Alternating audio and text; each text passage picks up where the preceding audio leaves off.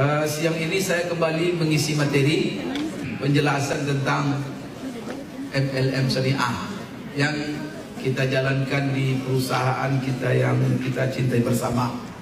Maka handphone saya itu 24 jam tidak pernah saya matikan untuk menerima berbagai konsultasi dari para member agen HPAI yang ada di seluruh Indonesia dan juga di luar negeri. Dan penjelasan ini sebenarnya menurut saya memang satu keniscayaan. Karena satu hal yang merupakan syarat untuk kesuksesan sebuah bisnis adalah kenyamanan dan ketenangan dalam bisnis. Kita sebagai muslim baru tenang kita dalam menjalankan apa saja aktivitas kita selama kita betul-betul yakin bahwa yang kita jalankan itu tidak bertentangan dengan syariat. Dan kita Bapak Ibu sekalian, perusahaan ini tidak kita kepengen siapapun yang menjalankan aktivitas ini dijalankannya aktivitas ini dalam kondisi ragu, artinya atau bimbang, dan dia tidak menjalankan bisnis dan tidak menjalankan bisnis ini dengan mantap, apalagi karena alasan keraguan halal atau tidak. Bapak Ibu, pesan saya, jangan kita masuk kepada sesuatu kecuali kita pastikan bahwa itu adalah sesuai dengan syariah. Karena itu adalah komitmen hidup kita sebagai seorang muslim. Karena hidup kita ini Bapak Ibu dasarnya adalah Allahumma inna nas'aluka ridhaka wal jannah wa na'udzubika min sakhatika wan nar. Dalam menjalankan bisnis Allah sudah berpesan kepada kita, ya ayyuhalladzina amanu la ta'kulu amwalakum bainakum bil batil illa an takuna tijaratan an taradin minkum. Ini artinya adalah, hai orang-orang yang beriman, janganlah kamu memakan harta antara sesama kamu dengan cara yang batil, illa an takuna tijarah, kecuali itu dengan cara dagang. Maka dagang ini Bapak Ibu sekalian dijadikan oleh Allah primadona dalam usaha, di dalam mendapatkan harta. Dagang jual beli, dagang jual beli. Ulama mengatakan dalam tafsir ayat ini, sebenarnya untuk mendapatkan harta, mendapatkan uang tidak hanya dengan dagang, bisa dengan pertanian, bisa dengan perkebunan, bisa dengan apa. Tetapi kenapa Allah selalu katakan tijarah, perdagangan? Dalam ayat lain Allah katakan wa ahallallahu al-bai'a wa harrama riba. Di situ dijelaskan juga oleh Allah jual beli. Berarti Bapak Ibu sekalian, jual beli dan perdagangan ini adalah suatu hal yang empuh dalam membangun ekonomi. Karena itu orang Islam harus menjadi para pedagang. Maka Rasulullah, para sahabat semuanya berdagang. Bapak Ibu sekalian, apa yang membuat kita tenang semua di ruangan ini dan seluruh member-member selain mereka itu? Ya masalahnya fatwa di dalam masalah MLM Syariah dan HPAI secara khusus, mufti kita kan bukan rujukan dan konsultan kita dalam masalah syariah, kan bukan yang mereka dengar atau yang mereka tuju, tetapi kita sendiri sudah punya dewan syariah sendiri. Kita ini Bapak Ibu sudah punya sertifikasi daripada MUI bahwa MLM kita ini MLM syariah. Baiklah, saya ingin menjelaskan di sini Bapak Ibu sekalian, apa yang menjadi alasan mereka bahwa MLM HPAI ini dikatakannya tidak syariah. Bapak Ibu sekalian, kalau kita mau objektif, pertama sekali yang berbicara di kelompok mereka yang mengatakan HPAI itu haram, itu saya mendengar sendiri dan berulang-ulang saya dengar. Dia melandaskan kepada sebuah buku. Buku itu digarap oleh Dr. Syahrani dalam disertasi doktornya. Dan di dalam satu poin dia mengatakan berbicara tentang MLM, dan dia memponis semua MLM itu adalah haram. Tetapi beliau sendiri mengarang sebuah buku namanya Fikih Kontemporer, Muamalah Kontemporer. Coba Bapak baca, nanti Ibu baca buku dia itu. Dan setelah saya baca buku itu terjemahan sebenarnya dari sebuah buku yang dikarang oleh salah seorang ulama Saudi bernama Syekh Al-Khuzlan.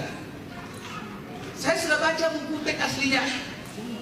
Padahal dalam buku teks aslinya itu, dan juga diterjemahkannya persis dengan teks aslinya. Tetapi ketika ditanya tentang HPI, kenapa dia tidak jelaskan itu? Dan saya mendengar juga di komentar lainnya, tapi bukan HPI, ketika MLM secara umum ditanya. Dan dia jawab dengan apa yang ada dalam buku itu. Syekh Al-Khuzlan seorang ulama besar Saudi dan dia memiliki buku yang masyhur dalam fikih muamalah kontemporer. Di situ dia menyinggung tentang MLM. Maka dia katakan apa? Masalah MLM ini berbeda pendapat ulama kontemporer kepada 3 pendapat. Karena masalah MLM ini Bapak Ibu, pertama, masalah MLM ini adalah masalah kontemporer. Apa arti kontemporer? Kontemporer ini masalah yang baru. Kemudian belum dipatwakan, belum ada fatwanya di kalangan ulama-ulama klasik. Karena fikih ini terbagi 3. Kalau kita lihat masalah-masalah yang dibahas oleh ulama dan yang dipatwakan, maka fikih itu ada 3. Ada namanya fikih klasik, ada namanya fikih kontemporer, ada namanya fikih prediksi. Artinya fikih future. Artinya fikih akan datang. Jadi ulama itu belum masalah terjadi lagi, fatwanya sudah ada. Nah, ini namanya itu fikih iftiradi. Kategori MLM itu masuk dalam fikih kontemporer, baru terjadi. Kemudian dia mendesak untuk dijelaskan hukumnya. Kemudian Bapak Ibu sekalian, dia belum ada fatwa sebelumnya. Ukuran kontemporer apa di generasi kita? Kalau kita merujuk sejarah MLM ini kapan terjadinya pertama? Ide pertama MLM ini itu adalah ide besar daripada seorang profesor namanya Carl Rimbaud. Beliau ini adalah salah seorang guru besar di Chicago University. Di Chicago beliau ini. Dan dia adalah guru besar dalam bidang ekonomi, bisnis. Dan dialah yang menemukan pertama sekali sistem bisnis MLM ini pada tahun 1940. Jadi ini adalah masalah fikih kontemporer. Dan sistem ini dirancang oleh orang yang bukan muslim.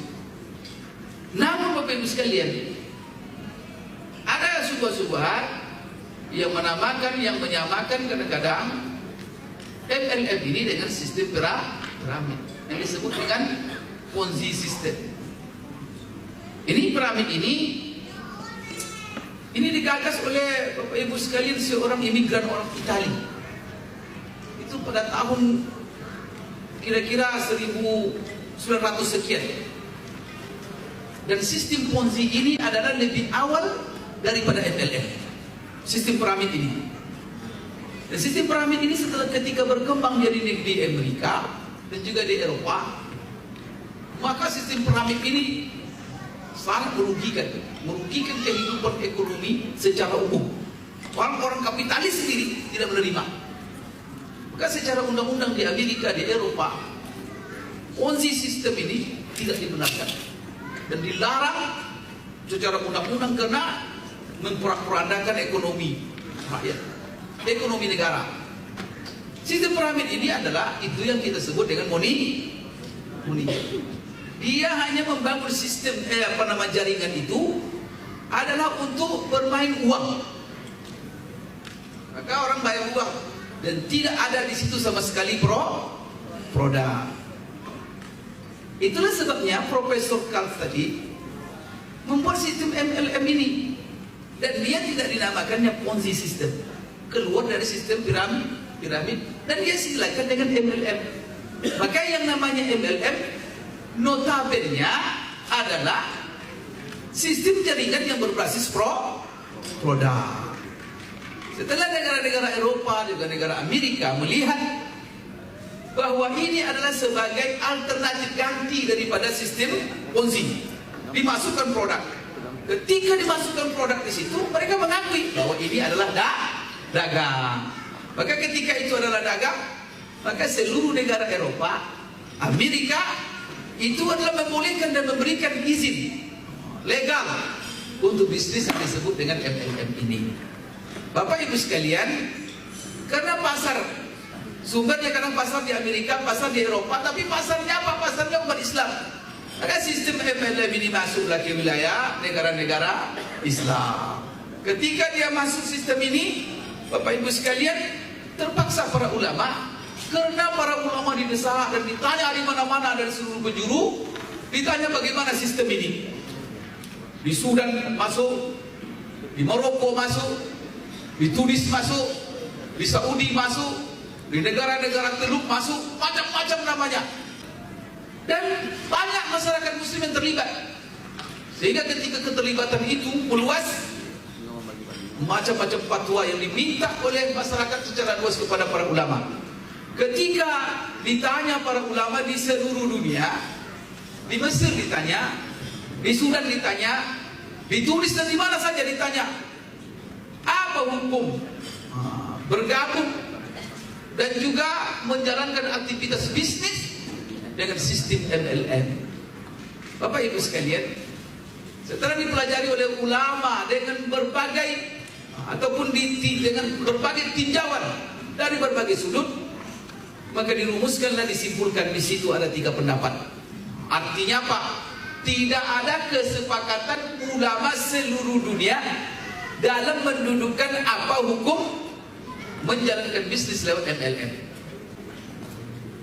Pertama sekali pendapat itu mengatakan, ini di antara kelompok ulama mengatakan bahwa sistem MLM itu semuanya selagi dan selama dia berbasis produk, maka hukumnya halal mutlak. Apa ada apa?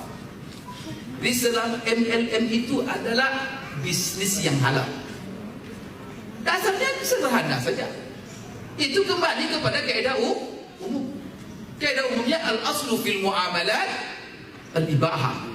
Bahwa pada prinsipnya seluruh muamalah itu boleh selama tidak ada dalil yang mengharamkan. Dan tak ada satu pun dalil yang mengatakan MLM itu haram. Itu dalam bahasa Arab namanya, bahasa Arabnya at-taswid asy-syabaki. Itu bahasa Arabnya itu, yaitu sistem bisnis jaringan. Jadi ini pendapat pertama boleh. Kemudian yang kedua mengatakan tidak boleh sama sekali. Yang ketiga Bapak Ibu sekalian pendapatnya adalah boleh dengan catatan. Apa boleh dengan catatan? Apabila terhindar daripada seluruh hal-hal yang dilarang oleh syariah. Artinya apa? Silakan jalan tapi tidak ada unsur-unsur yang dilarang dalam syariah di situ. Oleh karena itu Bapak Ibu sekalian, Majelis Ulama Indonesia. Jadi Bapak Ibu sekalian, bagaimana sikap Majelis Ulama dalam masalah kontemporer, dalam masalah MLM ini? Majelis Ulama sudah mengumpulkan seluruh fatwa-fatwa yang dipatwakan oleh ulama sedunia. Maka mereka punya referensi, Bapak Ibu pergi ke Majelis Ulama itu. Tanya mereka draftnya. Itu merujuk mereka ke seluruh fatwa itu. Maka mereka pelajari fatwa yang mengharamkan, apa alasan mereka mengharamkan. Dan mereka juga sudah pelajari fatwa yang menghalalkan dan seluruh fatwa. Setelah itu Majelis Ulama merumuskan. Sehingga Bapak Ibu, maka kita kan tugas lembaga fatwa itu Bapak Ibu bukan hanya mengharamkan. Saya tanya haram, betul diam. Tidak boleh seperti itu. Kenapa masalahnya apa? Umat bertanya, nanti dilihat apa yang dipertanyakan oleh umat itu. Sejauh mana kebutuhan umat kepada apa ditanyakan itu. Dan kadang-kadang Bapak Ibu sekalian, yang ditanyakan oleh umat itu sesuatu yang menjadi kebutuhan yang mendesak. Kemudian mereka tidak tahu bagaimana sikap syariah di dalam masalah ini. Termasuk dalam masalah ML. Barang ini sudah beredar dan banyak orang yang tertolong dan terbantu dalam sistem ini, dan banyak orang punya penghasilan. Dan sekarang Bapak Ibu sekalian mereka bertanya kepada Majelis Ulama, bagaimana caranya? Maka Majelis Ulama tidak bisa mengatakan haram. Karena kalau seandainya seorang mufti hanya bisa mengatakan yang haram, itu tak perlu mufti, anak-anak pun bisa. Tapi kita butuhkan, maka yang ulama itu kata Sobat Suri, bukan hanya yang bisa mengharamkan, tetapi adalah orang yang bisa membuat solusi di tengah-tengah Maka ulama itu bukan hanya berfatwa, tetapi memberi solusi. Apa dilakukan oleh majelis ulama kita? Maka dihimpun. Ini adalah kebutuhan umat. Akhirnya apa? Dipelajarilah MLM itu. Setelah dipelajari dari seluruh sumber-sumber, maka dirumuskan oleh majelis ulama bahwa apa? Dan ini adalah pendapat pertengahan. Majelis ulama tidak mengatakan pula haram secara mutlak. Majelis ulama juga tidak mengatakan halal secara mutlak. Tetapi fatwanya adalah fatwa pertengahan. Halal dengan catatan. Maka ada kriteria. Salah saya 9 kriteria disebutkan oleh majelis ulama dalam fatwa MLM ini. Baru sebuah MLM disebut MLM syar'i. Dan kita, ini Bapak Ibu, keterangan ini perlu Bapak Ibu kuasai. Nanti kalau seandainya ditanya penjelasan ini, supaya tahu kita. Jangan dituding-tuding pula majelis ulama itu sembarang berfatwa. Ini tidak benar Bapak Ibu sekalian. Jadi waspada. Hati-hati Bapak Ibu, masalah-masalah kontemporer untuk berfatwa tentang masalah itu butuh ijtihad yang jelimet. Apalagi dalam masalah perdagangan dan bisnis. Karena rumit masalahnya. Maka jangan didengar fatwa satu orang. Tetapi apa? Rujuklah fatwa lembaga yang mana di situ duduk banyak orang yang mengkajinya dari berbagai aspek. Di dalam masalah kontemporer ini kita rujuk lembaga yang memayungi seluruh umat Islam di Indonesia ini, itu lembaga Majelis Ulama.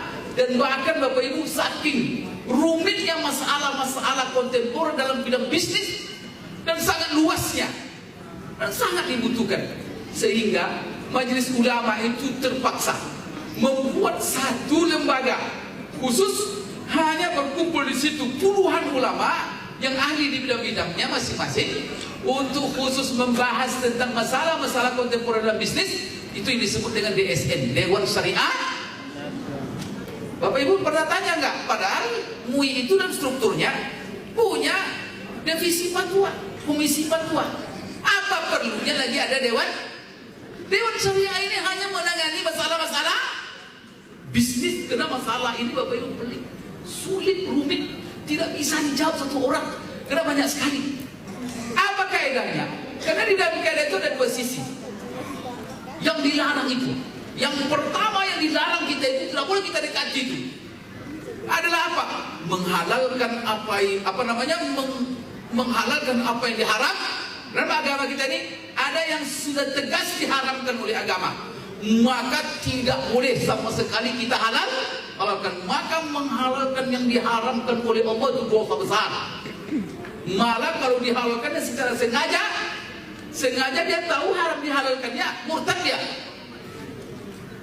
Ini dosa besar. Itu menghalalkan yang diharamkan. Tapi di satu sisi Allah telah menghalalkan banyak hal kepada kita. Bahkan yang haram itu sedikit, yang halal itu lebih banyak. Dan itu hak pegonya Allah. Nggak boleh orang masuk itu.